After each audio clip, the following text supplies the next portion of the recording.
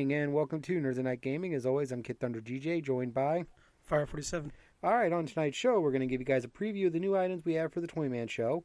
Fireheart will give you a breakdown of the Zelda Breath of the Wild DLC that's been announced. And both of us will give our pros and cons of the Nintendo Switch, since we've had it for about a month now. Almost. Yeah, and have really gotten to kind of dive in with it and go from there. We'll also talk about what we know about the new Darksiders game. The trailer launched for it today. And we'll also be doing some wrestling talk later and kind of explaining. I mean, I don't really want to go into detail about the most recent pay-per-view because it was fairly, common. But there was some big moments. And we also want to talk more about why a certain superstar is getting a push and why it could be a positive for the business as a whole. But first, before we get to that, we give out some shout-outs to our friends. For our friends out in New York, don't forget to go by Pastime Legends and J Street Games, both of them in the Albany area.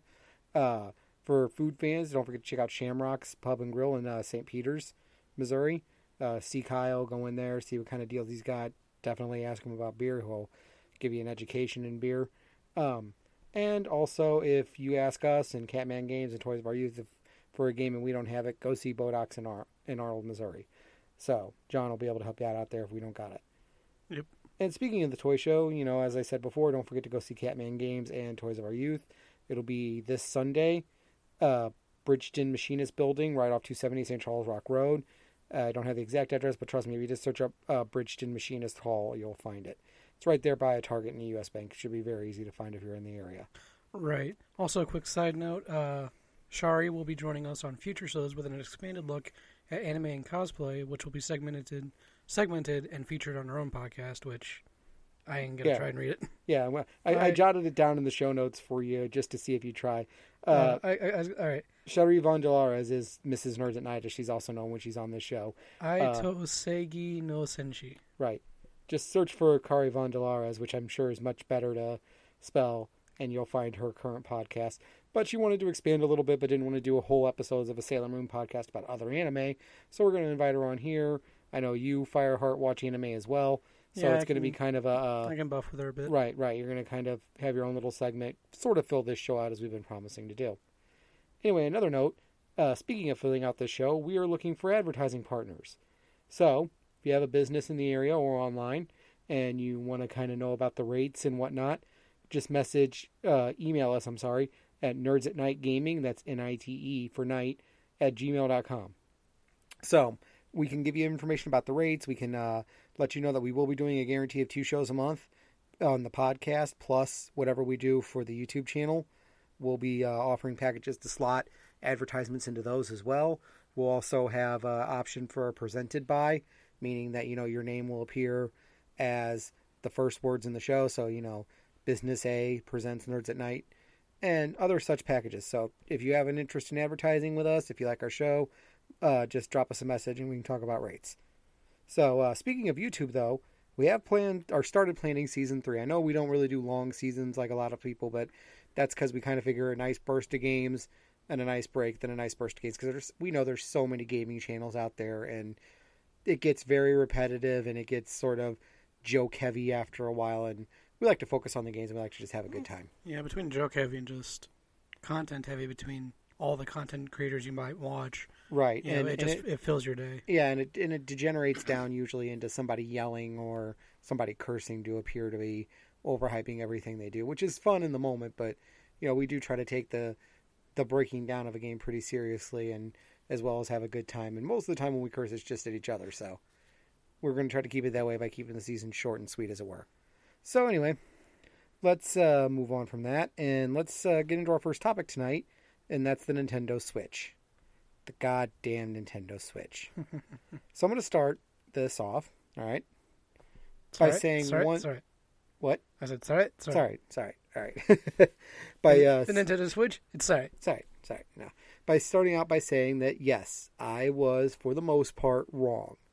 I had gone into the Nintendo Switch with a lot of reservation, and it wasn't reservation that they didn't deserve. I mean, there are still cons that I'm going to get into from my side, and we'll go from there and let you guys make your own decision. But, I will speak to the pros, and I will say that at least for my part, the pros certainly outweighed the cons, and it's definitely been an enjoyable system. So one pro for me is that they fully worked Zelda into feeling like a proper launch title for the system.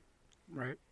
Breath of the Wild, in some way, shape, or form, has really been in the inkling stages of development as far back as the tail end of the Wii. There was a lot of talk, much like it was for this generation, where there was a Wii U version and a Switch version. There was a lot of talk of there being a Wii/Wii U version at the time of the next full Zelda game in the series to be that transitional point, which eventually became Breath of the Wild. And when you have that long a time in developmental hell, you worry about getting another Duke Nukem Forever. A game that's clearly 10 years old, that's clearly been reworked, that shoehorns in nostalgia to try to get people back, and it just winds up being a disaster. Yeah. That didn't happen here. I mean, we've been playing Zelda like crazy. You have especially. Oh, yeah. Because, you have no life and you do nothing but sit on my kitchen table and play my Switch and eat my food. Yeah. And that watching my child thing. Yeah. And that's thrown in there somewhere where, between cooking and cleaning as well. Yes, sometimes you do that. You're going to make somebody a nice wife someday. Yep. Anyway. But no, it definitely feels like it belongs on this system. It definitely feels like Nintendo put a lot of effort into it. They really wanted to make a new game. And that's a big deal for a core launch title. It'd be different if this was a third-party launch title. But this is a Nintendo-owned, Nintendo major-level IP. They really needed to hit a home run on this, and they did. Right. They did pretty well with it, I'd agree. I kind of read ahead, and I know what one of your upcoming cons is, but... we'll save it for when we get to it. All right, so... excuse me. Man, we're both sounding like crap tonight. Sorry. It's that wet, rainy air. We're in the for those who haven't figured it out, we're in the Midwest, so, the lower half of our state isn't accessible anymore because of flooding, so. Oh, yeah. The air has a nice moisture to it that's not really helping anything. A couple drops trickling under my floorboards, too, occasionally. Right. So, anyway. I'm sorry. Wow, my brain died out lost there our for space a second. there. Right. Another drawback, though, the first drawback I have is the graphical slowdowns when it's stocked, especially on a 4K TV, which I get it. It's even in 4K, obviously it's not 4K native, so it's only resoluting to like 1080p. But when it's raining in Zelda and you're on a full screen, you can see the skipping in graphics to make up for the loss of resolution. Now, rain hasn't been an issue for me when I've been playing Zelda. The biggest issue I've noticed was this one location where you're at a shrine and all around it on this small island are a maze of spikes. And it's processed separately from the actual just overworld that, has all the rain and effects and pretty and whatnot. Right. They're like separate entities that the game has to process, almost like they're different entities. Because they're basically enemies. It's basically processing them like it's enemies so that it has... because they have collision detection assigned to them for doing damage to you. Right. You sit there and look at... you pan your screen over that and it chugs hard. The other time I've actually had some slowdown was recently today. I was fighting against a Lionel. Like one of the final level Lionels, actually. Yeah. Super strong ones. And they were using a fire sword, so all their slashes had a lot of fire particle effects. When I went in for that flurry rush stab attack, it really was starting to hit it heavy. But it's few and far between, and it never stops to load. Yeah. The only times it does load is when you're going into a shrine or you're teleporting somewhere. So right. I mean that's fair points for it. I've never seen it stop to have to load something because it's a cartridge. It's not going to need to. Right. So anyway. Let's move on to the next Pro. The Pro that I have next is that the Pro Controller is probably the best hand controller on the market. The Joy-Cons are okay. I like them enough to be able to use them, although I'm not really a big fan of using them independent of a docking station or being docked to the side of the unit, which is another con in and of itself I didn't mention, where when they're docked to the side of the tablet, they feel flimsy. Yeah. You can feel them moving in your hand a little bit. Yeah, very slightly. You can just kind of feel the rigidity. And like I was saying before, obviously you don't want to hold one. Yeah, don't hold just one, because the weight. You're gonna tear out the track. You're gonna wear out the track faster because that definitely can't handle that weight. Now, when you're talking about best controller on the market, are you talking like across all consoles, or are you just talking for Nintendo? Across all consoles, it's probably got the best weight for. Now you got to realize I'm giving it a pass on its size because it's got to have an NFC reader in it. Yeah. And balancing a Amiibo in the center of that controller is a lot easier than balancing it on the thumbstick of a Joy-Con. Oh, yeah. No, I understand that. I think I'd still have to give it, like, I'm literally looking between two of them right here. I still think, personally, my favorite is going to have to be the PS4 controller. I think they really nailed it out of the park with that innovation. But I do understand where you're coming from with the Pro Controller for the Switch. It's pretty solid. All right, well, and then we'll get into one of my biggest gripes that you guys already will know, but I am just going to review it. They need to get more games, period. Yeah, everyone knows that. Everybody knows that, but not just more titles like on cartridge. They need to get a better e-store. Nintendo, it doesn't take much. Once you have your emulator working, all it takes is the translation of the ROMs, which you've done 1,000 times over. Get games on the e-store. I'll pay for them. I'll pay for the expanded storage. If you don't want to, put out too many cartridge games, get us some better e-store games. Right. All right. So, fill out some classics. Right. Thought some classics. Get off Neo Geo. I love Neo Geo, but unless you're going to put 3 Combat and Soccer Brawl out, move on. Right. Exactly. So, and then here's something you and I disagreed on. I thought when you look at the Switch, especially with the Joy-Cons connected to it, which are constantly charging off of the tablet, that it has pretty good, and I do mean only pretty good, battery life for a tablet that's charging to smaller devices off of itself as you play it. Well, yeah, when you compare it like that and then compare it to like other tablet systems as you're referring to, I understand where you're coming from. I was believing in general that yes. it is still and short. I have noticed from when I would take the Joy-Cons off, you get better battery life. Oh, definitely. So if you can do that, you can extend your battery life. Yes, if you're playing with the Joy-Cons on and mobile, you're going to be in a world of hurt after about 2 or 3 hours. But you can extend that time to a good 4 or 5 with the Joy-Cons disconnected. Yeah, but it's not that big of a deal. But I always say... Most systems work pretty well with it. And, right. I was going to say, if you play any graphically intense tablet game, like on my iPad, if I boot up GTA 3, I'll get maybe 2 hours of battery. Wow. So graphically intense games drain the battery on even the best tablet devices. So don't hold that against Nintendo if you're noticing that taking your Switch on the run.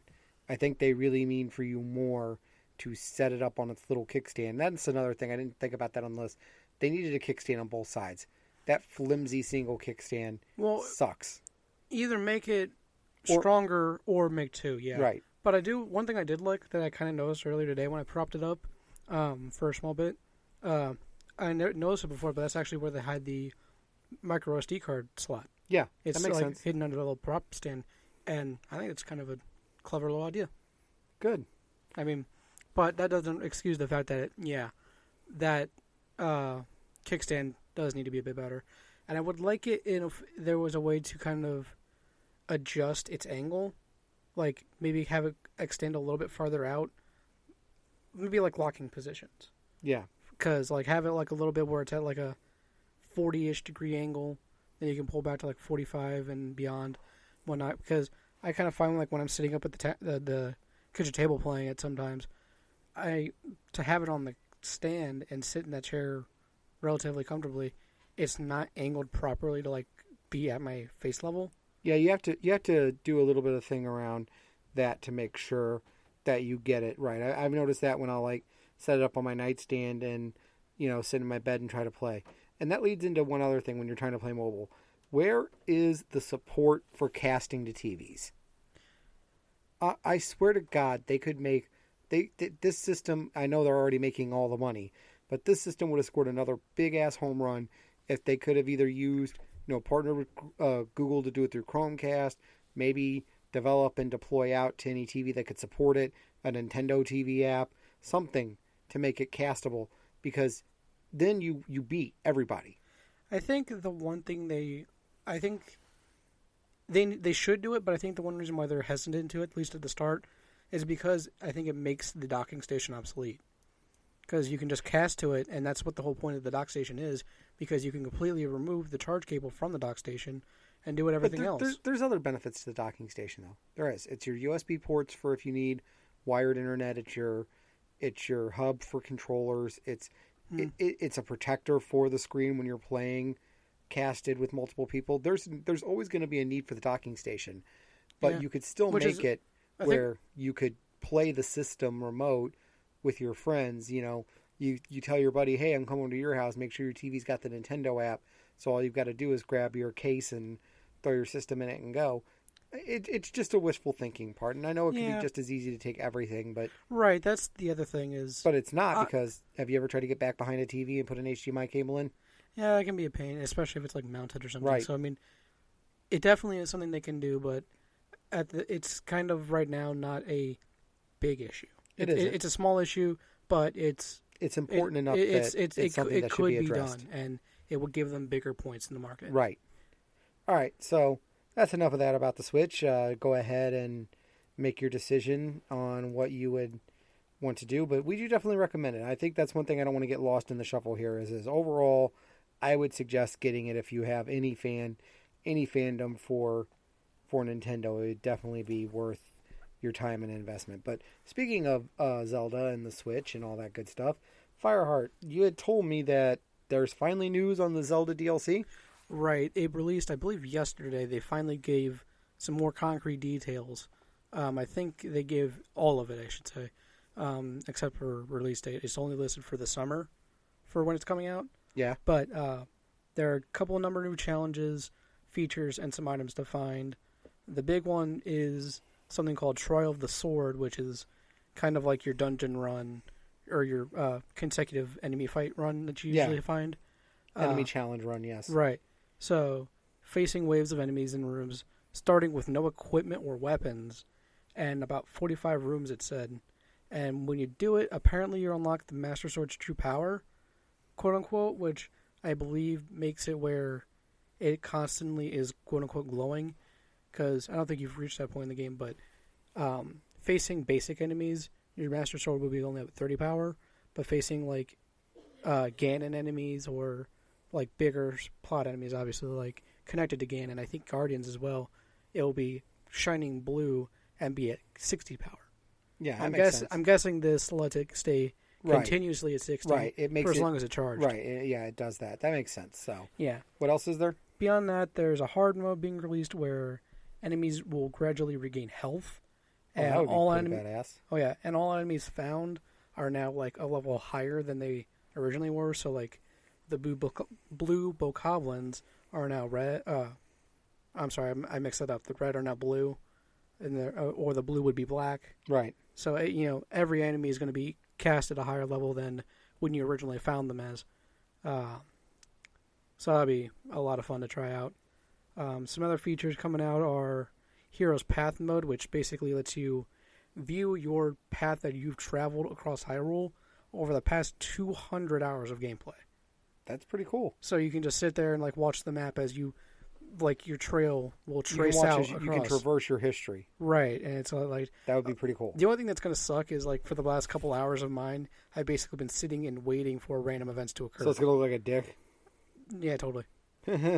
More just standing at the tower waiting for something. Why is only his arm moving up and down? What is he doing? That doesn't make sense.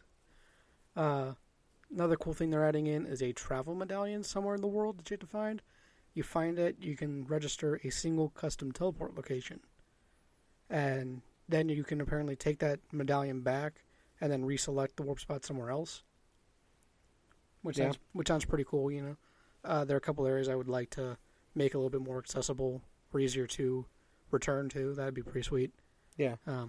Last thing they're throwing out is some like new armor sets based on some previous characters of the series. Like you can get Majora's Mask or Minda's little stone helmet from Twilight Princess, and apparently Tingle's outfit of all things. And wait, Tingle's, is that from? Yeah, the green dude, the weird little. No, I was thinking more from that's Tinkle's, I think, actually, from what is it, Rick and Morty.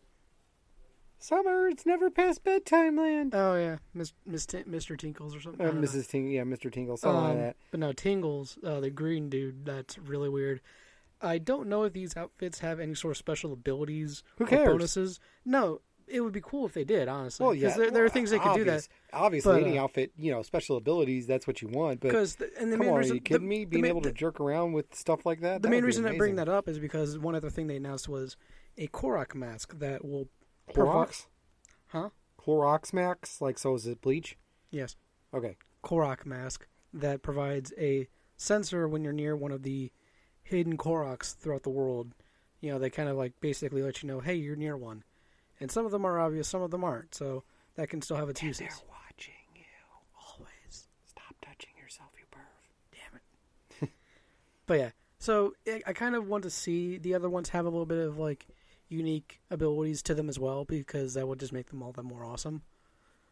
Like, I don't know if like maybe the Midna's Mask one can like grant you like Twilight abilities or look, maybe just like maybe it could have like an aesthetic look surround you, like matching the Twilight particle effects from the game and whatnot.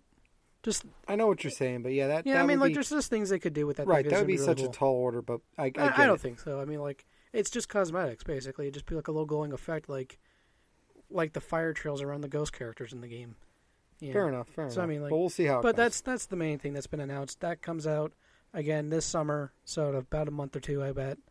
I'm pretty excited for it. We've already got the pass for it. Right. So I mean, yeah, well, I'll get it no matter what because I have the pass. So. And I think being on the same console, it should share for both. Right. So yeah, that'll be pretty awesome. So yeah, let's move on from that now, and thank you for the update on that, Brandon. And yes, again, another good reason to own this game.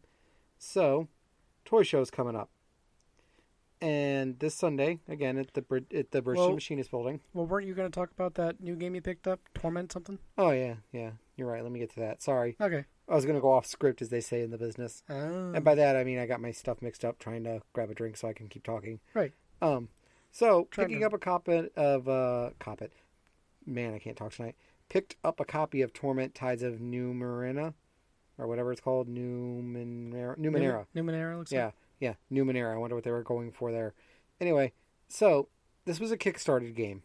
And if you remember shows in the past, I normally hate those with the passion of 1,000 burning suns. Because they never deliver on their promises. And while I have definitely not played this one long enough to say that it's delivered on every promise, it has delivered on a bunch. I was going to say, there are some out there, obviously. It's built on this book and paper RPG engine that backends it. So that kind of makes sense for how the combat and everything works. It's a great system of having action points based on certain stat types that you can pour into an action you do to increase its likelihood of success. But then you have to do something to refill those points. So you have to decide... is getting more information out of a guy who might give you an extra few coins worth blowing your last couple of persuasion points when you know you've got a guy who may need to let you into a secret place later. That's just an example. I'm not saying that happens in the game. But I will warn you, for as good as it is, it's that 3/5 isometric view. It's also very wordy, with very few times the dialogue is spoken. So it's a lot of reading. It reminds me of the old PC point-and-click adventure era. Right, I've seen a little bit of it, and it kind of reminded me of that as well. Which, if you have the nostalgia bone for old entries like that, like the classic RPG styles, you'd probably be all over it. Well, you'd be all over it too if you also. I mean, the little bits of the story. I'm not a big story guy. If it doesn't hook me right away, and this one didn't necessarily, but I think that's because it was all dialogue. I think if there would have been acted out cutscenes in the beginning and then transitioned into dialogue, I would have stayed with it more. But even from the story I paid attention to, it's a good story. And I've been following enough of it to understand you're a cat. They call you the last cast-off, which, without revealing too much of the plot, obviously means you're probably connected to the main bad guy somehow, who's chasing after you to destroy all of his creations, and you deal with the corruption that causes inside your mind and everything else. Plus, working with the people who kind of worship you as some kind of immortal being. There's a lot of things going on, and apparently it's one of those games where actions and things you do and marks you leave on people do actually shape the world around you. And I haven't gotten deep enough to see that if that pays off long term, but in the short term it appears to pay off. So it's just a quick review because I haven't gotten to play it very much, but it is definitely a worthwhile game to look into. What do you think, Brandon? Yeah, I'd say so. I don't know if it's a game for me, to be honest, which is kind of surprising because I'm generally a RPG fan, but it does look kind of like it'd be kind of slow for me to get into. It may very well be, and I mean that does happen sometimes. So, sorry if my voice dropped out there. I accidentally did a little change in my mic. But what I meant to say is I asked Brandon what his opinion was. He just said it, obviously, and yes, I do get where you're not the biggest fan of this type of slower paced RPG. I am and I'm not. It's just I think the point you were making of it being all text based is kind of the issue for me. Having no dialogue, nothing to kind of connect with, might harm that. But then again, there are a lot of RPGs back in the day that I loved that had no voice. So exactly. So I mean, it's definitely something that probably is worth a shot. So if you got the chance, you find it out there, maybe for rent, who knows? Right. Go for it. So what do you think's up next? Let's see. Wasn't it the toy show? Wasn't that you were going on to? Go ahead and kick us off on that. Yeah, this Sunday we have the next toy show. Like he had said previously, the Machinist Hall down in Bridgeton, Missouri. We'll be there, of course, with as well with... Oh, Jesus, I can't read today. I got it. So anyway, we picked up some new stuff between the last show and now, as we always try to do. And as it's become sort of tradition on this podcast, whenever it falls near a show, we're going to give you a rundown of some of the more interesting things we've found. So I'll start it off with some of the simpler, more niche items. Found this really interesting box of McDonald's employee advertisement. This was back when they would wear, and they still do sometimes, but they're certainly a lot smaller and a lot less interesting than they used to be. These big buttons that would advertise upcoming products like supersized meals. Remember those that they can't have anymore? Some of the very first... since that propaganda movie, it's all fake. The very first McRib advertisements, original pin for the Mac Tonight promotion, where they were trying to make McDonald's seem like a serious place for adults to have dinner. Not serious as in like fancy dates, but trying to remind adults that it wasn't just for kids. Original Monopoly advertisements, and one of the more really rare items, the Toasted Raviolis badge, which they only tried in a couple of markets, including us here in St. Louis, so that's a pretty good one to find. Plus, pins from the 70s and stuff, so definitely an interesting one worth checking out. Yeah, definitely. And then on top of that, what else do you got up there, Brandon? We have... Okay, thanks for paying attention. Anyway, I'll move on and do his part too, since he stopped following along on the sheet. No, I was trying to read up, and so I didn't just follow. Right, exactly. You weren't following along. No, I was right. Never mind. Go ahead. Yeah, a little behind the scenes. He stopped following along enough to know to pick up right where I left off. Anyway, for cosplayers out there, we happened to get our hands on a red and black Gothic style lip service brand, so it's pretty good quality cosplay Gothic style dress. And it's definitely it's been well taken care of as far as, we went over it really well, no loose threads or anything. Appears to be all there. It is size small, but again, it's a very nice cosplay dress. You can actually see pictures of it on our Facebook page. We also have an Elsa style wig. It's only been worn once, didn't fit the person it was bought for, so it's been in its package since then. But it's a great little thing to put together to kind of come up with your own Ren Fair style outfit if you want. So something to check out. Yeah. If you're a cosplayer. LARPer, maybe even. Who knows? Right. And then we'll move on to some of the main event stuff here. Several new WWE figures. I have the Unmatched Fury versions of The Rock, Mankind, and Mr. Perfect. One of the Giant Legends Hulk Hogan in the Hollywood Hogan form. And then if you want to move on to video games, we've got some interesting PS1 games now. Castlevania Symphony of the Night, a black label. When did that come in? I don't remember seeing it. That came in with the lot we got from our good friend Kenny. Oh, cool. It also had... Excuse me. Also had Evil Dead, Hail to the King, and Final Fantasy IX, and another very rare title, the original Black Label Clock Tower. Yeah. So definitely some rare games there. In 64, we picked up Ogre Battle, and for SNES, we also picked up Syndicate. Right. So some good deals there. Definitely want to come check it out. Now, we're getting to the end of the show, which actually went by faster than I thought. So before we do, though, the little bit of breaking news. What was the article you found today about AdRev? Right. I basically saw an announcement that apparently digital distribution digital ad revenue beat TV revenue for the first time literally ever. So makes sense. It's been growing for years. Right. Mobile definitely has been a big boon for that since mobile since like about Facebook, 2015. Yeah. That's added up a lot. There have been huge amount of percent increases. Think about every free game you see on the iTunes and Google Play and the Windows Store. Free games that have advertisements. Streaming services that right, get YouTube on the phone. And Amazon and all that. Netflix. Which reminds me of a golden rule I always want people to remember. If something's free, you're the product. Right. Either they're advertising to you or they're selling data off of what you do. There's no such thing as a free program. But anyway, that's a really interesting note, and it'll be interesting to see how TV and radio, especially radio's been getting its ass handed to it for years, but see if they can do anything to combat that, or if it's just the way things are going to go. Right, it definitely does paint a bit of a lighter light at the end of the tunnel, quote unquote, for the whole YouTube ad apocalypse, quote unquote, where a couple advertisers backed down after some shaky business went up, Yeah, but it's always shaky business. Right. So things have been kind of hairy for YouTubers that have been making their living off of YouTube and their ad revenues and such. So right, things aren't as bad as they might seem. They'll turn around. Obviously, the service is not dead. Right. So anyway, we'll move on. That's something that will probably be more fleshed out in the next coming days, and hopefully by the next show we'll be able to do a more dedicated story on it. But moving on now to the final point of the night, as usual, we're ending on wrestling. This last Sunday was WWE's Raw exclusive pay-per-view Payback. Good, solid, kind of let you know where the booking decision towards SummerSlam is going to go. And I'm not going to go over every match. There was some good ones. There was no bad match. I'm just going to kind of hit the high points. With the tag match, they let the Hardys do more delete stuff. You had Sheamus and Cesaro turn heel. It was needed because definitely with the Hardys there, they weren't going to be the top babyface tag team. Alexa Bliss winning the women's belt was a great move. The fans booed it, but they booed it for the reason you're supposed to boo a heel winning the belt. It wasn't this, we don't want to see this booking. It was, in a lot of ways, it was them showing Alexa the most respect they could. She won the belt. She's a great heel. She's one of the best working heel female wrestlers right now.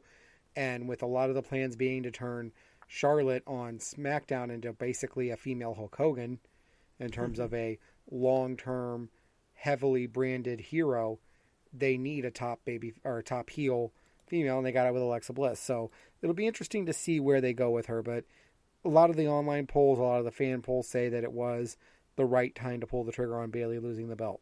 And it opens up the door for Bliss versus Banks at SummerSlam. Maybe we see a heel Bayley come out of this. I would really, really, really like to see Bayley get maybe passed up or beaten clean, but with just a little bit of shenanigans by Banks to lose her number one contendership. Beaten at the backhand. Maybe she shows up at their match, costs Banks the belt, and she's the one who turns heel, and then it becomes this three-way fight for the belt. Could be an interesting way to do something unexpected for the fans, because they've been teasing a Sasha heel turn for a while, and as a result, I think they made a better tweener character out of her, so you could have it go that way. So we'll see what happens. Right. Anyway, Roman Reigns getting destroyed by Strowman in the end and getting beat up. Now, you knew they had Reigns all taped up. They had him all bandaged up, so that's going to be the excuses. He was already weakened, but it was still the right move by WWE. I know they're doing it just to feed him to Brock Lesnar, but you can't have Reigns and Lesnar go at it all over again. It's such a tainted match. The fans already know what to expect. At least there's hope. If they put Strowman against Lesnar, somehow Strowman will come through and win. There isn't any hope when it's Roman Reigns. When you see Roman Reigns in a main event title picture, you know why they're doing it. And it sucks. So, I mean, it was, and for the love of God, WWE, do not screw this up by having Reigns at the next pay-per-view for Raw somehow get the win back and face Lesnar again. Let Strowman go. Either keep him as a heel, let him be the tweener he's slowly turning into, or even outright turn him face against Lesnar. Crowd's cheering for him anyway, but let him either carry the belt or at the very least carry the feud with Lesnar to Survivor Series. It'll make him a made man, even if he doesn't win, and that's what you need. All right, so the strangest part of the night, though, was the House of Horrors match. And they built it in this very weird way. A lot of it feels like they were borrowing heavily from the Broken Universe stuff again. Maybe it was a litmus test to see if the more casual-based WWE fans will go along with it. Fans were laughing and booing more than they were getting into the pre-taped stuff. Ouch. The action in-ring really wasn't that good when it finally made it, quote-unquote, back to the arena. So this is... I didn't see any of this pay-per-view. I'm guessing this is based kind of around the TNA stuff? Kind of. It was more this whole... It took place... The first part of the match took place in this creepy house that was supposed to be haunted than Bray's house, and It was just dumb. And then you had to drive your opponent back to the arena and finish the match in the ring. It could have worked as something different. And it's so weird because you want that live reaction that you expect from a pay-per-view, but you want them to do something different like the TNA Let the Hardys do. You just have to find that balance where it makes sense. And I think it would have made more sense if it was happening live to the crowd, even though it was being filmed somewhere else. They don't like recorded and then paying to watch a recording.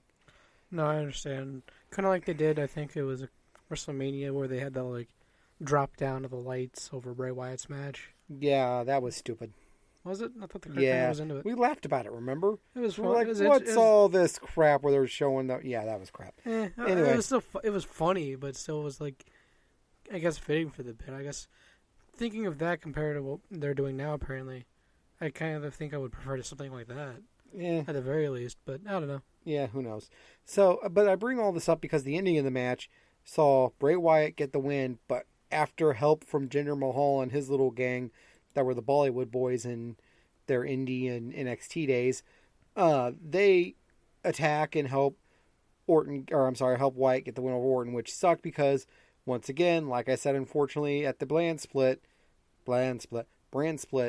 and after he moved from Raw or SmackDown back to Raw, I'm like, and watch Wyatt go right down the card. And as soon as they made this House of Horrors match just a match and not a title match, I'm like, and there it is. So look for not very many big things from Wyatt. And before you go, but they got him in a program with Finn Balor. Finn Balor needs a safe worker who's an easy win. Gee, I wonder who's that's been for 2/3 of his main event roster career. Anyway, but a lot of people keep scratching their head as to why all of a sudden Jinder Mahal, literally out of obscurity, is being mega pushed to championship level. And the answer is simple. WWE does a metric fuck ton of money in India. They're getting ready to go live with their store there. Network viewership in India is extremely high. And they've just hired on a new VP whose sole job is to continue to expand that market. They want an Indian top star. And you know what? I'm happy for it. I mean, whether you like Jinder Mahal or not, he's not the traditional WWE champion. He's not this, I hate to say it, he's not this average, he's not this muscled, jacked up white boy or the average guy that people can relate to. WWE very rarely goes outside of white people to be champions. So you have a guy who doesn't look like their normal audience carrying a belt of one of their major brands and guaranteeing them revenue across the world, which is an important thing WWE needs to start doing because New Japan is trying to make moves to come into America. Now, you can watch wrestling with regrets, reason why it'll never be a war, and what culture's talked about it a little bit. I've talked about it a little bit. They're never going to be able to compete with just WWE based on the style of how they present television versus how WWE does. But they could have beat WWE on diversity by just being from Japan, but also the fact that they feature Gaijin stars, which are white stars, and other foreign stars. WWE having a reason to build more foreign stars gives them that natural edge in the competition anyway, because that just takes away another country New Japan could go to try to grow their business. And like it or not, New Japan is on a world level, New Japan is number 2. Yeah. There's no other promotion that could touch New Japan besides WWE. So that's a pretty good deal, and hopefully this change will open up the door for WWE to give other people who don't fit what they see as the traditional mold of champion from a racial standpoint a chance. So time will tell. But I think that's all I got for this week for wrestling. What do you think, Brandon? For wrestling, that sounds good. The only thing I can remotely think of is just, because you were mentioning New Japan, I was just thinking of Tekken 7, how they're having customizable outfits and clothes. And there's a whole New Japan line, including the Bullet Club. Yep. We talked about that before. I can't wait. Yeah, it was a while ago, but yeah, I am so hyped for this game. Yep, I know Next you are. month. Yep. Next month, and we'll have a review of it after Brandon spent forever mastering Dragunov again. And murdering people. Right. Anyway, that's it for this week. I want a short show. I'm glad. I'm Kid Thunder DJ. And I'm Fire 47. All right, good night. Good night.